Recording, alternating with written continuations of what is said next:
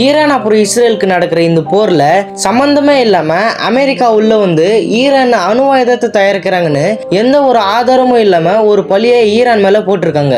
இன்னைக்கு America Israel கூட சேர்ந்துட்டு பயங்கரமான முறையில தாக்கிட்டு வருது. மேலும் ஈரான் அமெரிக்கா மற்றும் இஸ்ரேலுக்கு பயங்கரமான முறையில பதிலடி கொடுத்துட்டு தான் வராங்க.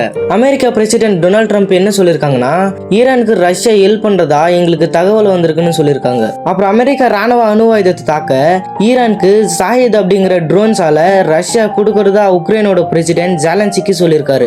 இப்போ ஒரு வழியா மொத்த உலகத்துக்கு தெரிய வந்திருக்கு, வாழ்க்கை ஒரு வட்டம் அப்படின்னு அந்த காலத்துல பெரியவங்க சும்மாவா சொன்னாங்க.